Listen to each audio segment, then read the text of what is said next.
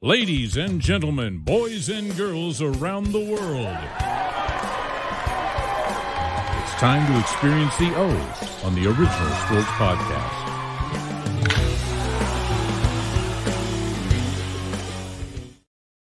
Sizzling, what's going on with you, Batman? Not much. I shaved for the show. Got a lot of compliments. Got a new razor. I took a nice hot shower after I ran around. I was supposed to go give a little plasma and make my $55, but I just wasn't feeling it. So I ran over and played 15 holes of disc golf. I did so good on the first 9. I was +1. Should have been even, but I made a dumb throw. Back 9, I was just miserable. I only played 6 holes and I was +6. I was like, damn, Sounds like a little blood, sweat, and tears to me. I'm getting better. My throws are getting better. My drives are getting better, but you just got to keep playing and playing and playing. I'm addicted, so it's not a problem with playing it. Yeah, just ask Hayden. He's been playing his video games for years, and he's really good at them. I'll bet he is. He knows all that, all them buttons. Hey, Sizz, our guest this week on the OSP has been part of the Pittsburgh Penguins media for many years, and will be sharing his insight on on the past, the present, and the future of the organization from his perspectives. Bob Grove covered the Penguins for 17 seasons at the Washington Observer Reporter and 14 seasons for the Pittsburgh Sports Report. He spent 16 seasons on the Penguins radio network. He wrote Pittsburgh Penguins, the official history of the first 30 years, and contributed to the second edition of Total Hockey, the official encyclopedia of the National Hockey League as well. So Bob will be joining us shortly. Right now, though, I thought we'd talk a little NFL football since we have a little bit of time. Sizz, what do you think of the weekend games? NFL weekend games? Mm-hmm. Well, I watched a little of the Thursday night game, and the main weekend game I saw was the Steelers, obviously, because I was up in the Berg. Watched till the third quarter, and then on my way home, I tried to watch a little of that Cowboys-Dallas game, but it wasn't working out, going through the mountains and whatnot. And then I think I watched some of that Sunday night game. The Rams and Lions game was really good. And I watched a little bit of last night's game, the Jets and the Niners. Overall, just good to be back in the football season, swing of things. I don't know if I told you guys I'm helping coach the girls' inaugural season of flag football. And then, you see across the field, the team's working out, son's playing for football for local high school, just having fun in the football swing of things. But I don't think there were really any big shockers or surprises this week one. I do. I think the Cincinnati game was some close games. I was going to say that one would probably be the only one that really stood out. I didn't expect the Patriots to do as well as they did, or even beat the Bengals. The Bengals were very dismal, only scoring 10 points. Other than that, like I said, nothing really stood out to me. It's going to be interesting to see what happens with Cincinnati, in my opinion. Like, here you go with Joe Burrow being back. This is what, year 4 for him? And yes. he was injured 2 years and got shut down 2 years, went to the Super Bowl 1 year, right? They went to the Super Bowl 1 year with him. His second year, last year got hurt, and then now he's, this year. So it's going to be interesting. I don't know if they have the same amount of weapons. They lost Joe Mixon in the backfield. They lost Tyler Boyd at receiver. I don't know how happy T. Higgins is, even though they paid him. Jamar Chase once paid. Burrow always has issues with his offensive line. They really haven't solidified that for him. So that's going to be something to keep an eye on. What'd you make of the situation with Tyreek Hill? What was your take on that? For those of you who don't know, Tyreek Hill was pulled over going over 100 miles an hour in Miami on his way to the game on Sunday. 100 miles an hour, over 100. I thought it was like 120. Sammy Hagar is going to have to write a new song. I can't drive 125. It's crazy. First of all, he didn't even have a seatbelt on. No. Going that fast, it looked like a 4-lane highway, maybe at most. So he's just a knucklehead for doing that. But manhandled the way he was not looking good for the Dade County Police. It's all over social media. If you haven't seen it, check it out. It was unnerving, to say the least. Well, And here's what I have to what say he about did though during the game was kind of bizarre. I don't agree with that, but that's not to say how he was handled was acceptable by any stretch of the imagination. Have you seen the video? Have you watched the video and heard the voice? Yes. Okay. So when the cop knocks on his window and he says, "Don't knock on my window," and he tells him, "Roll it down," and he rolls it up. He wrote it down, then wrote it right up. And he said, "Roll your window down." He refused to do it. He told him several times. Then eventually he opens the door and he tells him, "Get out of the car, get out of the car, get out of the car." He refused to do it. Yeah. He was refusing everything that this cop has done. He's no angel, dude. He was arrested when he was in college. He was arrested a few years ago. And it was proven he broke his his little kid's arm, but they didn't have enough evidence to go on to do whatever they wanted to do. He's just not a good dude. Okay. Maybe he shouldn't get roughed up by the cops. Okay. That's whatever. Okay. All right. The cops need to be professional too, from that perspective. But, he's just not a good person. Just follow directions. Just because you're a professional athlete, make 30 million, 50 million, whatever you make a year, doesn't mean you're special. I don't like that shit. I don't subscribe to it. And I think it's bullshit. And that's part of our society's problem. Yeah. He was being a knucklehead about, he's not a knucklehead, just being controversial, I think. I don't know. From what we gather from our friends of color, I wouldn't be pushing it like that whenever they, have guns, and I don't know. I would have just been very compliant, and it was frustrating to see on both ends. And I felt more for Tyreek because I didn't want to see him be mistreated more than what he already was, but it was bad, I thought, on both ends. At some point, though, you've got to recognize that the police have a job to do.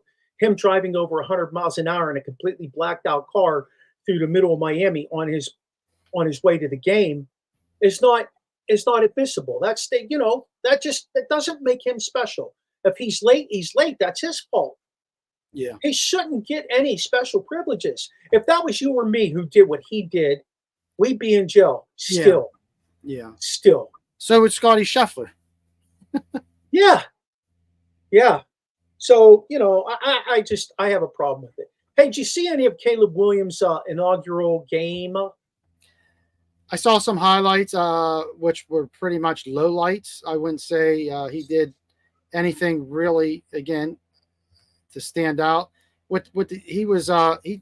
threw for 93 yards. That's a good way to break in to the NFL. 15 rushing yards. Not anything to ride home about. They did get the W, though. Yeah, none of those rookie quarterbacks did much. Jane Daniels for Washington. But you know what? I'll say this about Washington. They look like they're turning the corner. Yes. Well, hey, Jaden Daniels probably had the best of the 3 starting rookie quarterbacks. He was 184 with 88 rushing yards and 2 TDs, 2 rushing touchdowns, and they lost. And then Bo Nix, on the other hand, he won that starting job. He had 2 INTs. He threw for $128 and 35 rushing yards. But so at the end of the day, Williams, of the 3, I would say did the worst. Yeah, no doubt. Hey, did you happen to take a peek at Jordan Love's injury? Is that going to be detrimental to him? No. Is that going to linger all year? No. Oh, that's a good question about lingering. I did see, though, that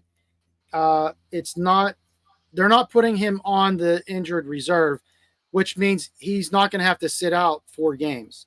So it probably will be week to week. Yeah, they said they're going to evaluate him this week. Yeah, however, it could linger for a couple weeks, but then once he comes back into that starting role, it'll be quite interesting to see what happens. But Malik Willis is going to take over the helm and see what he can do against Indy this week. I don't expect anything out of Malik Willis, to be quite honest with you. The guy didn't really play down in Tennessee, and when he did, he wasn't. What was he? He really wasn't. He was a guy coming out of college that was probably the best of a worst batch of quarterbacks in a long time. That was the Pickett draft. That was who else is in that draft machine? Pickett. What's his name? Malik Willis. The quarterback was it Levis? Who? Levis? Will Levis? Yeah, Levis? actually. Yeah, no, it couldn't have been Levis because he replaced Willis. That's right. Levis came out last year with Pickett, Ritter, Willis, Corral. Yeah, Matt Corral. Zappy, Howe, Oladokin, Skylar Thompson, and Mr. Irrelevant, Purdy. Oh, there's your best one out of the bunch. And he was the last one chosen. You know, that says a lot if you ask me, but who the hell's asking me, right? So let me think, what else did we witness? Well, the Steelers lost their punter that they invested a hell of a lot of money in. What do you think about the guy? What do you think about the guy that get brought in? I like him. I wanted him to be. He came in last year when Percy Harvin was injured. I don't know if you remember it. He punted the crap out of the ball, and I don't know. I don't know why they let him walk away last year. Like he can punt the ball. Right. Is he as good as Cameron Johnston? No, but Cameron Johnston's actually the best in the league. But, this guy's going to fill in okay. He's going to do what he needs to do, in my opinion. Where's Harvin now? Or did he just eat his way to the buffet? He was with the Niners, and then he got released. He got cut from the Niners. So ain't nobody picking up Harvin. That's crazy. Yeah, I mean, but he wasn't good in Pittsburgh. I know. I'm just saying. I thought we had a good one with Harvin. Yeah, he was good in college. Yeah, he was real good in college. So was Sepulveda. The interesting thing about that, Rasheen, is that shouldn't have a big significant change going from college to the pros as far as kicking and punting. You know what I mean? It's not like you're playing a different level of guys. I agree. Like that should have never changed. Maybe it was when his father passed away that it really, impacted him. Kind of like, Stephon Tuitt left football when his brother was killed. Yeah. But I mean, especially watching Pitt football, they seem to always keep a good field goal kicker, but those guys never make it to the NFL for some odd reason. So maybe there is some sort of difference, especially if you're kicking down that Acro short because of the wind and everything, and you still can kick 50-yard field goals. You would think people would be jumping on you, but I don't think we got any in the NFL kicking field goals. I think Chops is trying to join us, but it says his device is not connected. Yeah, we're a couple minutes away from Bob Grove joining us to talk Penguin hockey. I'm kind of excited to have a conversation with him, see what he knows about the Crosby contract, see what he thinks about the things Dubas are doing. Pittsburgh hasn't been the same the last couple of years. They're coming up short. Age is showing up for them a little bit. The bottom two lines have, I don't know how many years it's been now, 4 or 5 years. The bottom two lines are insignificant, and that's killing them. That's killing them. So it's going to be fun. Did they change their style? Did they change their style because they were running gun, offense where they were just predicated on speed? And so what do? Do they just revamp the whole thing? Do they find guys to fit the system? Is Solly out of, we've been talking about him. He's got to be on the hot seat, right? I don't think they're ever going to let him go. I don't know. We could ask Bob his thoughts on that. But I think that guy won a couple of Stanley Cups. He made a hell of a run for a long time, making the playoffs. They still believe in him, and at this point, let's just hope that they keep pushing the right buttons and get things going forward. So, hey, let's welcome Bob on the show. Mr. Grove, how are you? I'm great, Mark. Thanks so much for having me. Yeah. To your, I don't know, Terry Young, Rasheen Hill, part of Barry? my Barbershop crew. My other guy is still trying to get in. His computer crashed just as we were getting online tonight. And I was kind of like, wow, seriously, dude. So Well, he's still working on that, but he'll be joining us hopefully shortly. Michael Mills. We're all Pittsburgh guys. You know that I'm from Vandergrift.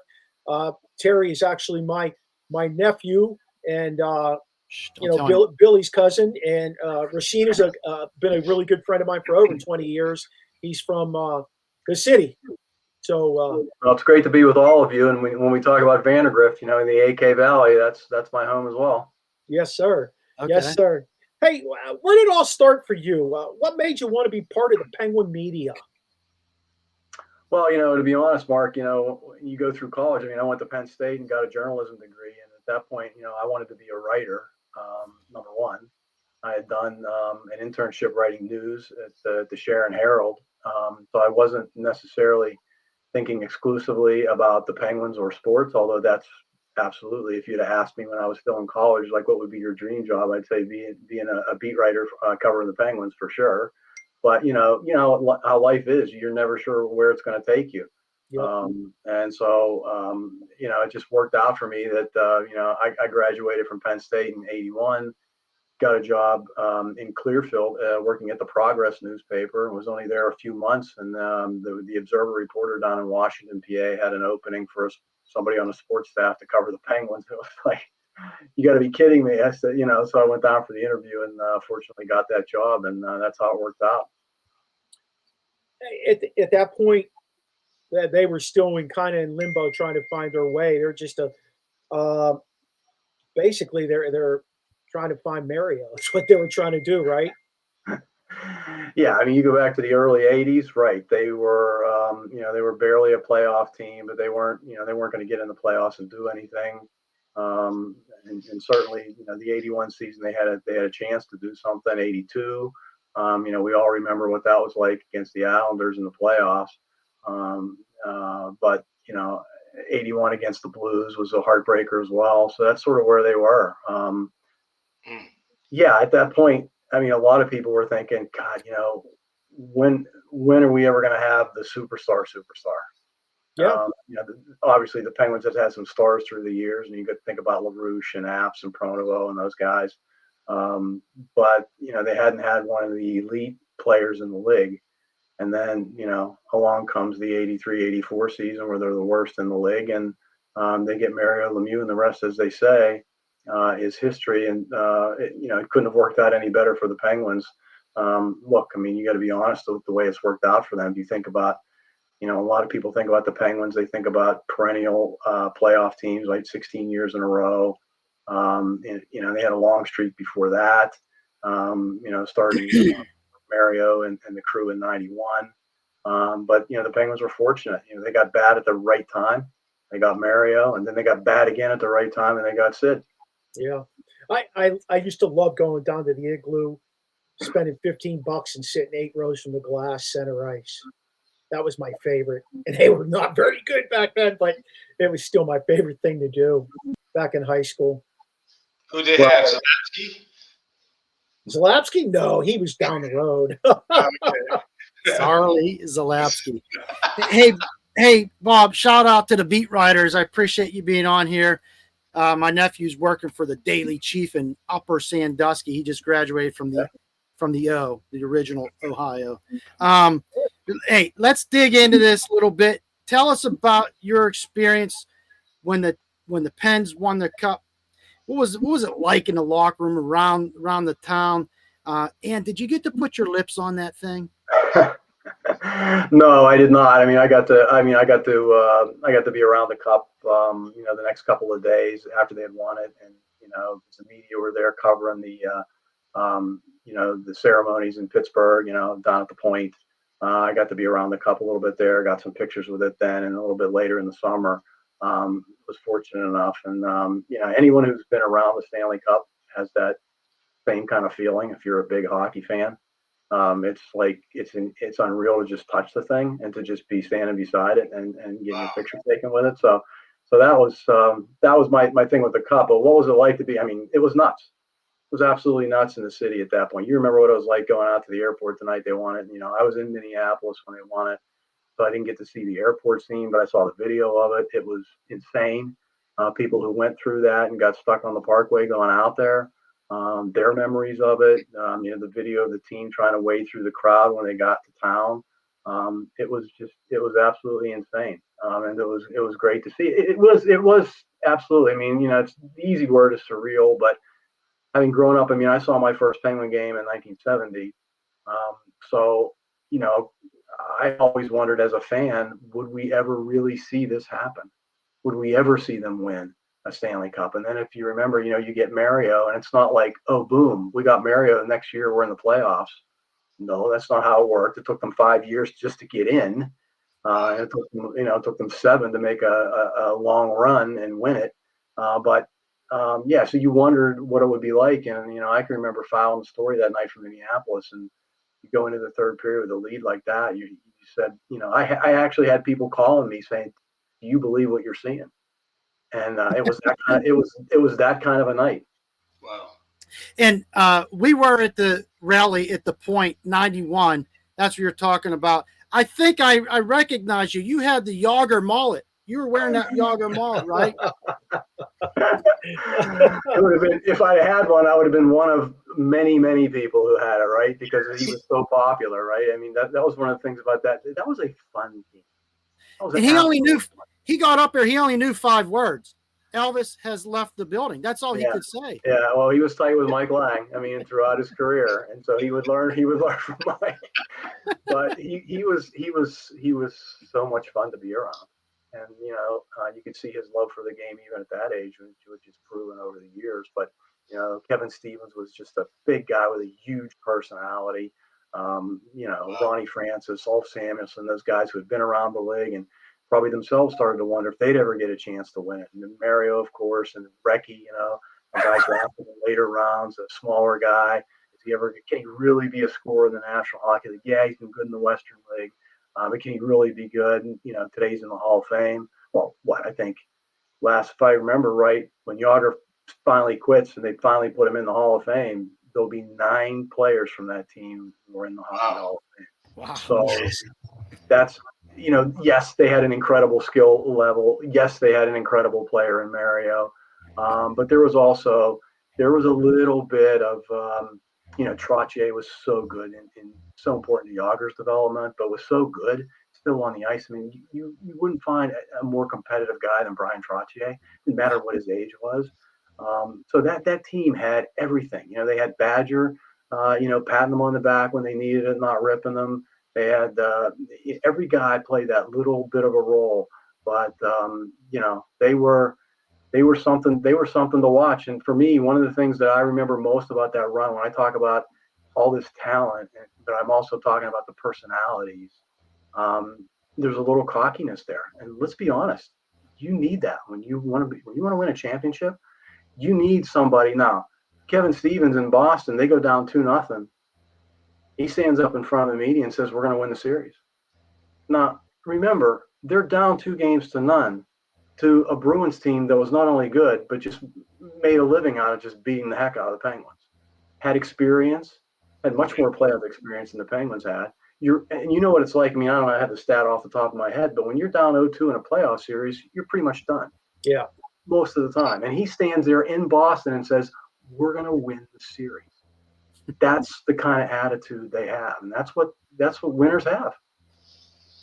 They seem to have great chemistry too on that team. You know, Hey, I'm sorry. I was just going to talk about like guys like Troy Loney, you know, Jock Hollander. They brought up. I mean, they just seem to have good chemistry no matter who came through the doors. They fit right in. They had their roles defined. Yep. You know, under Badger. That's always good. Knowing your role is always good. That's right. Troy Loney didn't have to be anything he wasn't. Phil Bourque didn't have to be anything he wasn't. You know, Randy Gillen didn't have to be anything he wasn't, etc. So that's when you know you have something special.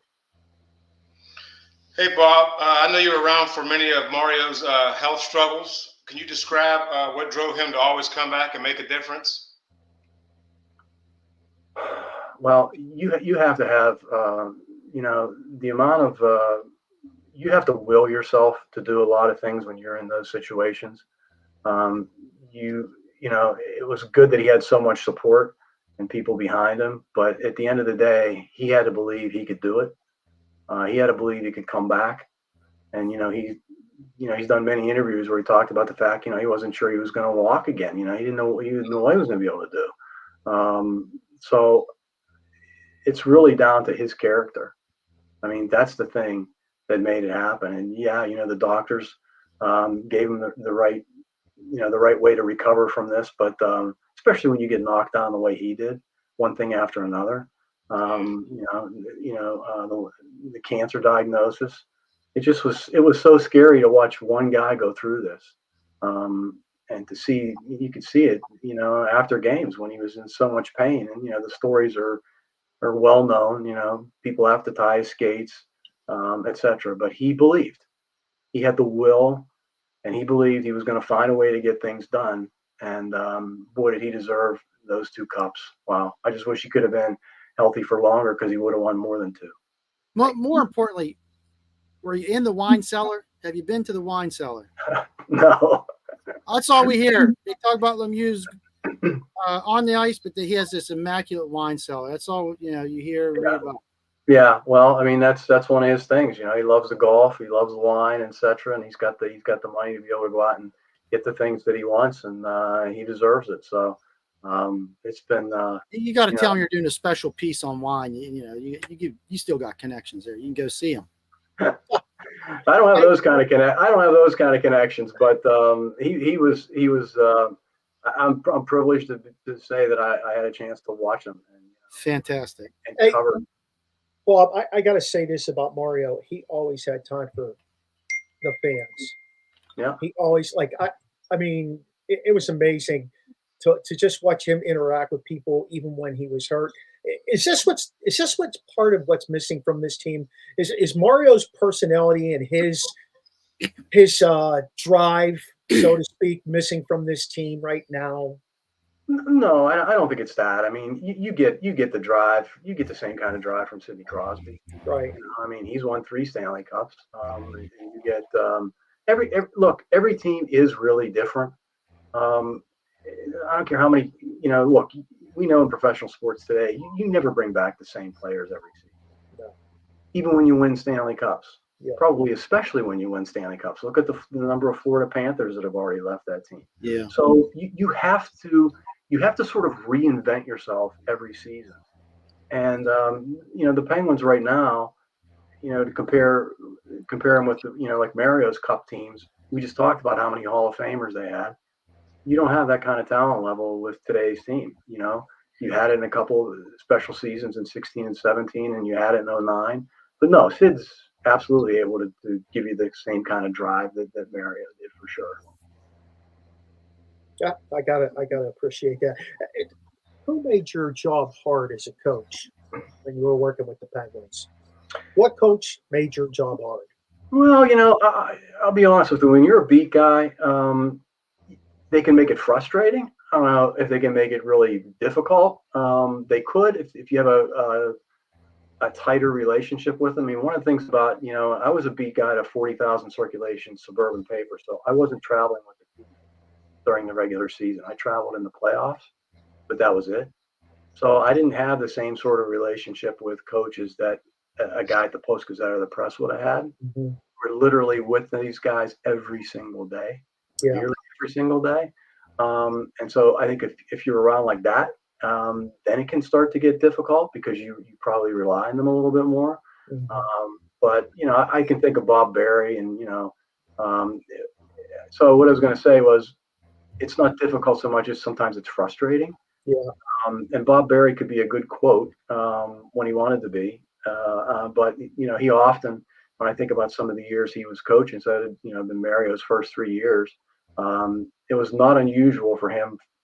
I don't know. I'd have to go back and think maybe 3-4 times a season. He wouldn't show up for the media grilling after the game. And we can all remember, all of us guys who were back there can remember Cindy Himes, who was the Penguins PR director at the time. She would walk into we'd all be standing there waiting for him, and she'd walk in and she'd just say, She says, Coach Berry has no comment. The room is open. Hey, it got to be funny after a while. But so, yeah, that was Bob Berry kind of checking himself, I think. He had some nights he probably said, best for me not to go there. Who knows what I might. the Badger must have been just remarkable to work with, though. He just seemed like a huge personality himself with everybody. He was. He absolutely was. He was. I mean, he's everything that's been advertised from people who are around him and talk about it. He was engaging. He was a nice guy who would talk to you about anything. I mean, I can remember him, talking in the playoffs about, hey, what are you guys doing, and the importance of getting out and going to see a movie or getting away from hockey for a little bit and maybe go and do something different. I can remember going in there to do one day I went in to do an interview with him, and he was in his office after practice, and I got in there and he said, I've had a long day. He said, yesterday I had a long day. I was shopping for clothes. I needed some suits. And he went into the cupboard and said, I bought this one. What do you think? And I bought, what I mean? He says, I got this pair of pants and, I was doing. And so that's not a conversation you're preparing yourself to have. Right. But that's the way Bob was. Bob could relate to you. Bob could absolutely relate to you on anything. The players will all tell you, even though they had an adjustment to make with his style of coaching, at the end of it, they just gave him so much credit for making them the team that they became. He really set the stage for the next how many years now. We're kind of riding what he put in place, and in essence, for years, the expectations of the Pittsburgh Penguins. So. No, he did. Well, I mean, he's the guy who helped them become a champion for the very first time. Yep. I'm sitting here talking about the 91 team and the talent and the personalities and all that other kind of stuff. But you can have it looks like everything you need on paper, but until you do it, it doesn't mean anything. And those are the guys who did it. And Badger Bob helped them do it. Yep. So yeah, absolutely helped set the tone for what could be possible for them. And certainly we saw that because you had the other, you went completely in the other direction. You had a guy in Scotty Bowman who didn't really get along that great with players, and really didn't anywhere he coached wasn't really great with players. But I mean, when a game was being played, once the puck dropped, and you said who's the best guy to have maybe behind the bench to get the feel of a game and make adjustments that you needed for a game, probably Scotty Bowman's at the top of everybody's list. Yeah. So other than coaches, we go to players. Who would be your favorite player to interview over these years that you've been doing this? And what was your favorite interview? Describe that for us. Well, I tell you, I'll be favorite interview. I can't really say one interview stands out for me, to be honest with you. I know that this will sound crazy, but in my times, one of the best players to give you an interview, and when I mean best players, I'm saying not spitting cliches at you, not telling you what you think you're going to hear, but actually listening to a question and giving you an answer that was really well thought out, was Tom Barrasso. Oh, wow. And I mean, this guy was a very intelligent hockey. He's in the Hall of Fame now as a player. He's an intelligent hockey man, knows the game, understands the game. And I can remember an interview I did with him, which went a lot longer than we normally talk. It was a one-on-one. I just happened to catch him, and he was in a good mood because I don't.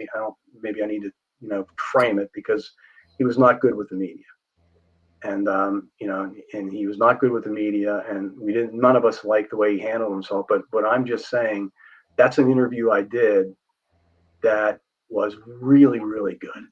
And he really had some thoughtful answers about playing goal and about the way he developed as a kid in playing goal. And it was a rarity to get him on a day like that. More times you got him when he had nothing to say, or you would ridicule your question. And I'm not excusing that behavior. It was awful. But that was one that stood out. But as far as a guy who I love to go to and talk to, it was Phil Bourque. Phil Bourque was the guy. He was the guy because I'll tell you what, he would cut through all the BS. He was another guy who he wouldn't give you, we got to be better and all that kind of stuff. I mean, he would just put it in plain English for you. And he was, sitting at the bar with you. And he would say, you know, we've been awful. We got nobody to blame but ourselves. I mean, he would really tell it like it is. And it was such a privilege of mine to work with him in the radio booth all those years, because he really helped me along the way too, you know, figure out the whole radio piece of it. And he is so good in that job. So I'm so glad he's still around. Sometimes I catch him. He wants, he wants to spill something out of his mouth, and he'll just bite his tongue. You hear it coming. I mean, just hear it coming. I mean, I still love listening to the radio. I mean, I watch every game, but I still like turning off the volume and listening to the radio. There's just something about the vision of the game in my brain. It's like baseball too. Well, Mark, I'm the same way. Look, because I tell people that and this is the thing that, you know, when I got a chance to be on the Penguins broadcast team, it was an incredible thrill for me. All those years that I did it was a thrill every single day, every single night. One of the reasons was working with guys like Bork and like Mike Lang, who was so helpful to me, which is incredible to me. And I'd listened to as a kid. You know, I had to pinch myself that I was even doing this. And I grew up with listening to the Penguins on the radio, and I can remember the days. So I saw my first game in 1970, but I mean, if you go back to 71, 72, right? You know, there were games. First of all, they weren't on TV. Every road game was not on TV. They weren't on TV all that much. In fact, they had some trips to the West Coast back then when they'd go to play LA and the Oakland Seals, or they'd go to Vancouver. There was no Pittsburgh radio. The game wasn't on the radio. When you got up for school the next morning, you had to turn on KDK in the morning and listen to John Steinbeck, and so he'd give you the score. Yeah, that's when you'd find out who won the game. You know, so I grew up with the Penguins on the radio. You know, listening to Starkey and listening to Forney and then listening to Lang. So it is. I totally agree with what you just said, and now I quite often, many nights, at least I would say probably 3 to 4 nights a week, I am listening via the internet to other NHL games when the Penguins aren't playing on the radio. Yeah. Some of them I do have the ability to go watch on TV, but I'm just like you. There's a magic about radio that I've never gotten out of my system. 100%. A good story for you. I used to hang out in my younger days down in the South Side, and at least once every, say, 3 weeks, we would go into the Blue Note down on the South Side, and there'd be Lang sitting there having a glass of, brandy or whatever he was drinking, and we'd just roll up and talk to him. Sit down, fellas. Like he was that guy. Yeah. He was that guy. He absolutely was that guy, and he loved interacting with fans. And I mean, I'm sure today he's still doing it. He loved interacting with fans, and he appreciated all of them, and he appreciated all the people that he worked with. He's an incredible guy to be around in those years for sure, and he liked his music like that. Yep. The blues, yeah. Hey, Bob, we're going to fast forward here to the Sidney Crosby era. How has the organization been different since he's joined? Well, we talked earlier about the drive that he gives the team. But, he's a guy who, look, I don't think there's any question he inspires those around him. He got surrounded with some good talent early, after his first year when they were so bad. Mario's last season, and, Mario couldn't finish the season, unfortunately, because of his heart issue. The next year, here comes Malkin, here comes Stahl.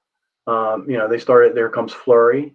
They started to surround these guys, him with really talented young players. But trust me, these guys they were inspired by what they saw from Sid. What they could tell what he was doing in the off season. They could see what he was doing every night on the ice when he was a target for everybody they played with. So that part of it hasn't been any different at all. And that's why the Penguins are so fortunate. And you go from one superstar like Mario to another like Sid, and both of them had surrounding casts of Hall of Famers, as we've discussed.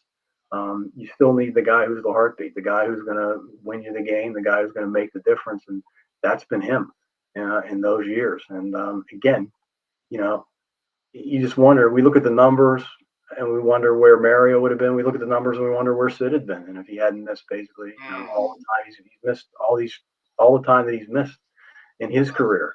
And another time when you weren't sure if he was going to be able to come back from the concussion. What was he going to be like? Was he going to be able to be the same, et cetera? So I don't think they've really lost a beat in that sense, and I don't think it's really all that different. They built the team around him just like they built it around Mario. Now they're trying to do. I mean, that's what they're trying to do again. I mean, you look at what Kyle Dubas has said and what he's doing. He's not, and he's said this. So I'm going to be paraphrasing him a bit, but I mean, he's not interested in just squeaking into the playoffs and getting kicked right out. What he's interested in is developing a team that can make another run. And when he says that, I personally feel like what he's saying is that's not this coming season, and it's maybe not next season, but it's like maybe 2 to 3 seasons away. We're still waiting for Sid to sign a contract, but I think we can all see him playing for at least a few more seasons. And I think when Dubas talks about this, what I think he's aiming at is having the kind of team that you can maybe have Sid and make one more run. It's not this coming season, probably not next season, but maybe the year after. So they're still building around them. Okay, so with that said, let's talk about the contract just a little bit. Is this going to get done? He got up in front of all those people in Vegas, 2 days ago, and he said, "Yeah, I'm more optimistic than ever that it's going to get done." Are you hearing whispers about what the sticking point is? No, but I think you could say, look, if you look at his comments in the NHL media tour he did starting yesterday, his comments were, look, there's no question it's going to get done. But what he said, what I thought was the most telling was you sort of have to ask yourself every year how you're feeling. Yeah. Again, I'm paraphrasing. How are you feeling? And he said, the passion is still there for me. Like I feel the same passion now as I did heading into my first training camp. So it's not a question of, is it going to get done? It is going to get done. But that almost makes it sound like the one thing I've thought while this was all going on before his comments was that Sid's trying to figure out how long he wants to play himself. I don't. And when I hear him then make a comment to say, it's something you have to sort of take stock about every year. How are you feeling? How are you doing? And so I just wonder in the back of my mind if what happens with Sid and the Penguins is they do a series of 1-year deals or maybe a series of 2-year deals. I was just thinking that, he's going to finish his career with the Penguins. I don't think there's any question about it. And he's going to play for as long as he feels like playing. But I just wonder if this summer he's been wondering a little bit about how long he feels like playing and trying to do the planning about, okay, what's the contract look like? I think it's interesting that, he's thinking this, but yet you see him still sitting at the top of the league with points every year. Maybe not number 1 or number 2. He's not that guy anymore. But he plays a 200-foot game, and he's always productive. What did he have last year? 40 goals? 94 points, 40 goals. Yeah, it was insane. He's a freak of nature like that. Like, look, we've had other guys. Look, we just had Joe Pavelski retire, and Joe Pavelski was an incredible goal scorer. At even older than Sid, but he's not. He doesn't have the same dimensions to his game. 37. Yeah. Yeah. I mean, Sid's. You just said it. He's a 200-foot player.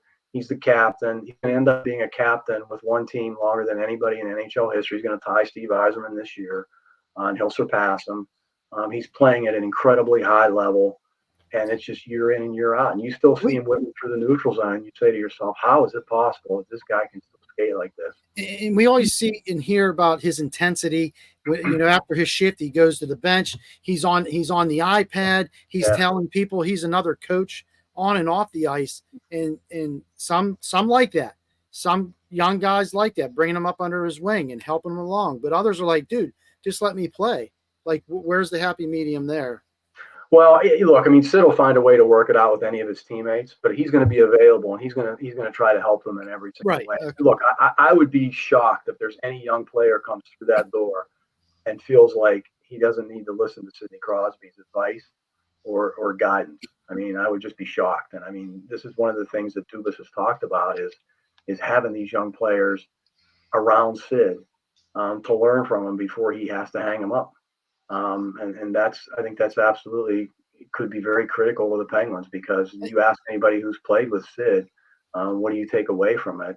Again, They may not talk about it much every day, but they are, trust me, they're inspired by what he's doing and what he does in the off season to get himself ready to play. And I think, yeah, you're right. I think credit goes to Mario too, because that's what he did with him, and that's what he did with Malkin, and now they're just paying it forward.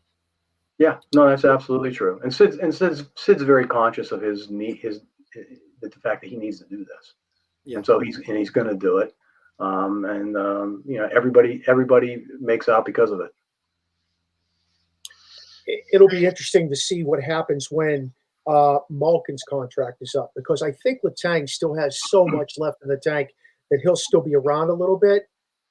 But Gino, I don't know. Well, Letang's got 4 more years. Gino's got 2. And to your point, my sense, and this is all it is a sense, I don't know anything. My sense is that when Gino gets to the end of that contract, he's probably going to retire.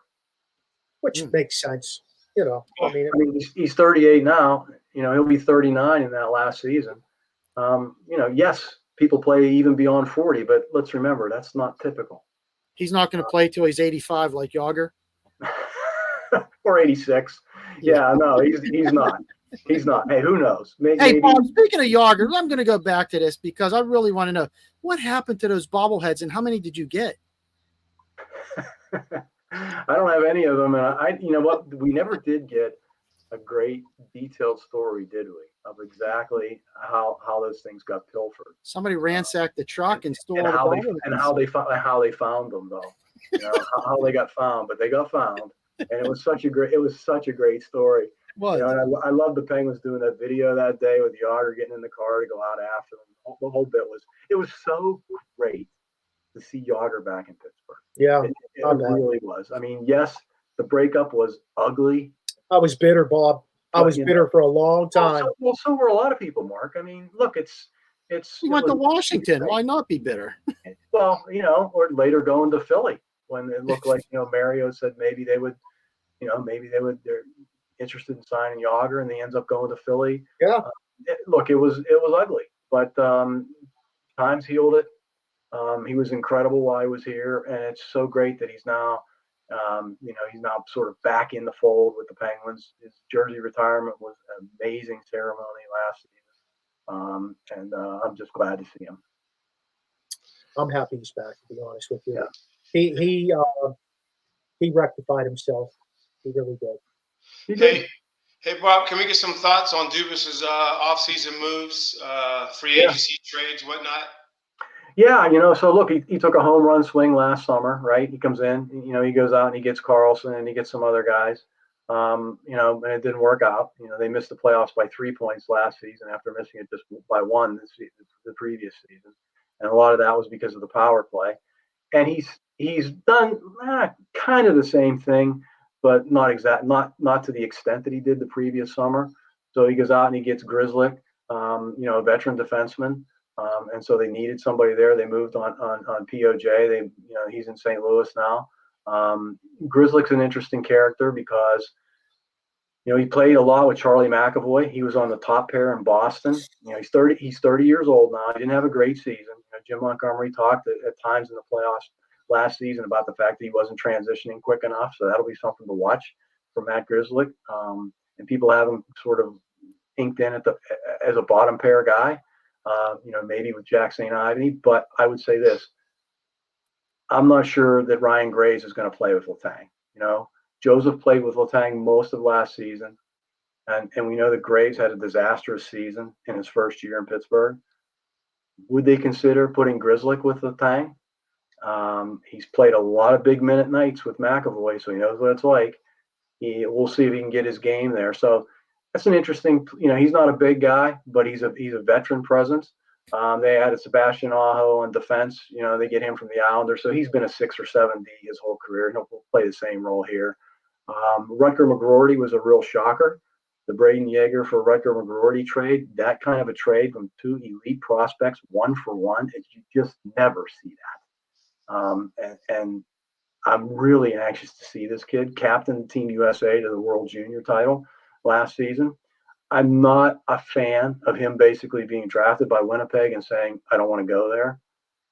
I got to be honest with you. I love the intangibles of players. And if you can be captain of the U.S. World Junior team, you got something special. And he's not only got that, but he's got the skill level. Look, he's not the fastest guy.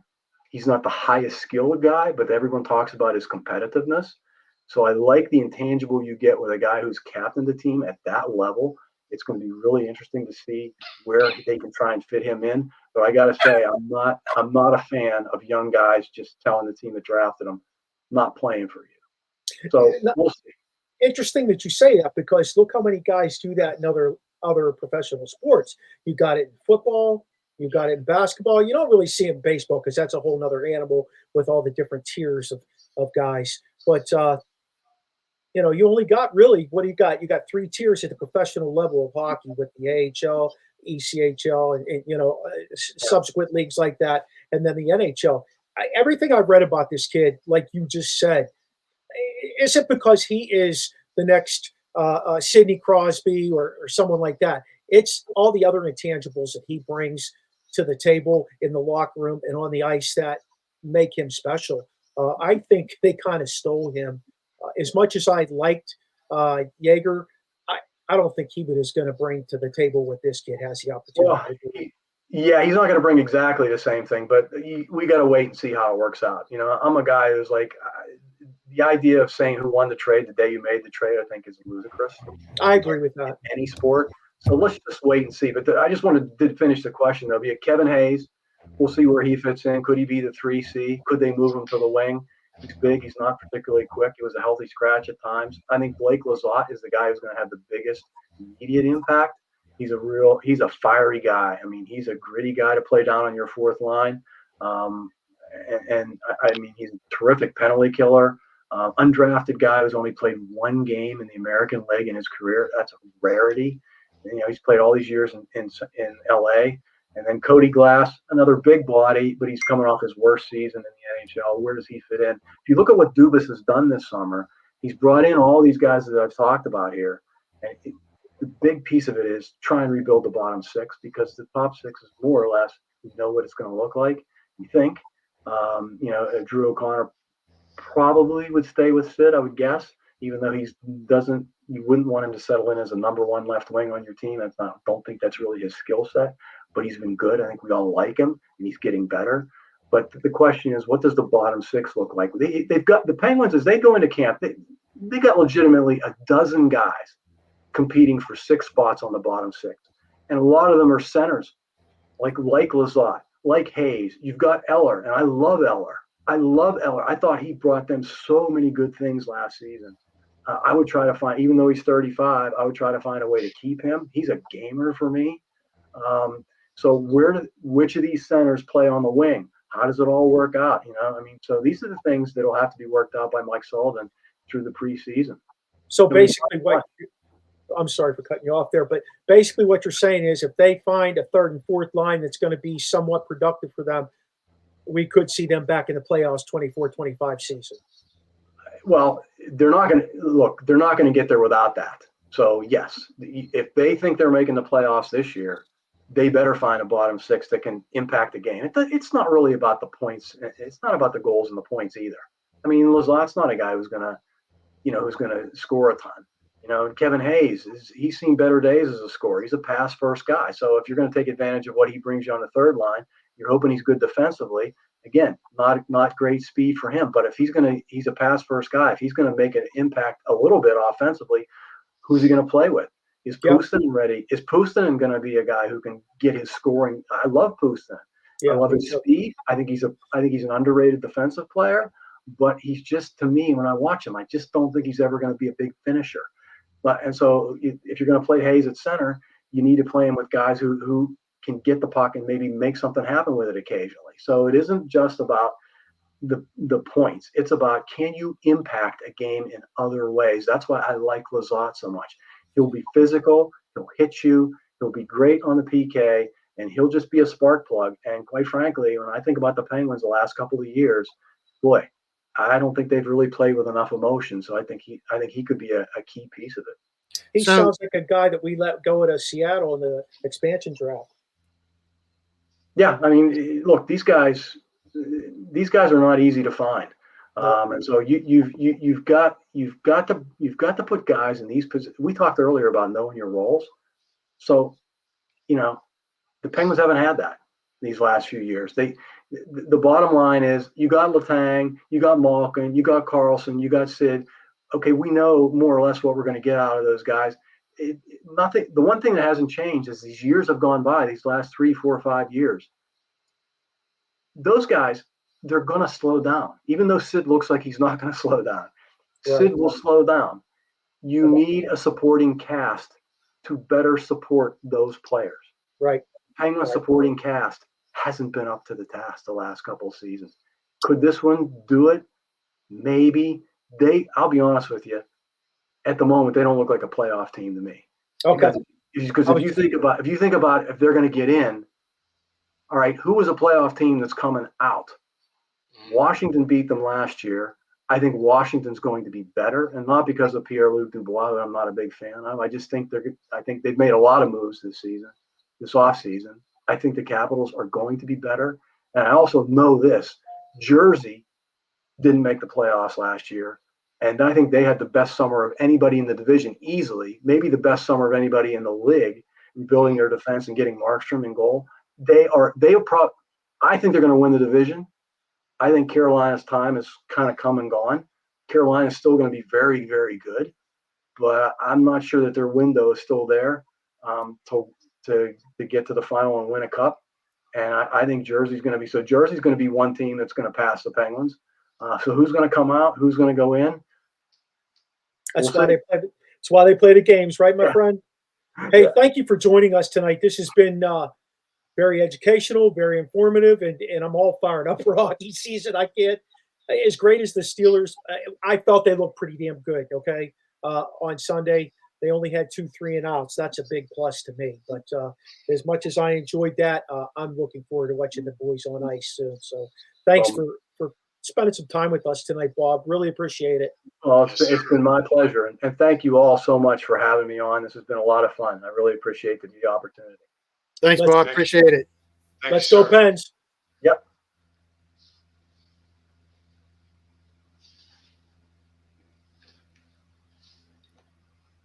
Fellas, that was very informative. What an interesting ride he had. He actually got to live out his dream, being involved with that organization all his life.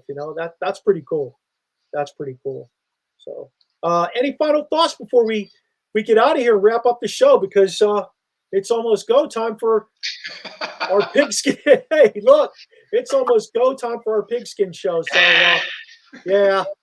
Hey, we did get one hi from a guy up in Canada. How you doing, Barbecue with Neil? Thanks for joining us tonight. We're glad to have you here.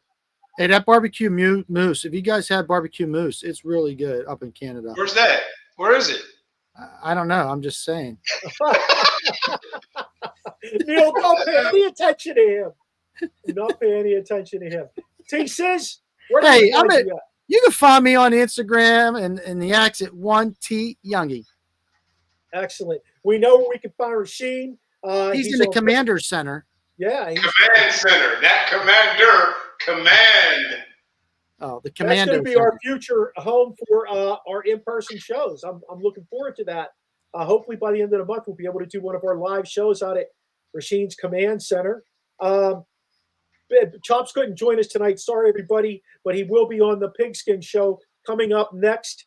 You can find him at The Real Big Chops or by his government name on Facebook, Michael Gregory Mills. Join us here on the Original Sports Podcast by checking out our webpage, podpage.com, Original Sports Podcast with Mark Maradei. Hey, like our Facebook page, join the conversation on Twitter, reach out to us on Snapchat. All of that is OSP with MM. You can also find us on Instagram, TikTok, and obviously YouTube at Original Sports Podcast. Big shout out to our networks, Let's Talk Sports, Sideline Sports, Elite Sports and Entertainment, Manning Media, and Pete One Network. It's been great working with all of them. Remember, you can catch this show. If you can't watch it on your computer, you can catch it on Roku from 7 to 8 every Tuesday night. We are live on there. Let us know if you have any comments, questions, suggestions of future guests. If you want to jump on yourself and talk with us, email us at originalsportspodcast@gmail.com. Also, I want to give a shout out to my guy, Steve Medley, for doing our voice intro, Charlie Hodgson for doing our music intro and outro. Catch us next Tuesday to experience the O on the Original Sports Podcast. Yeah.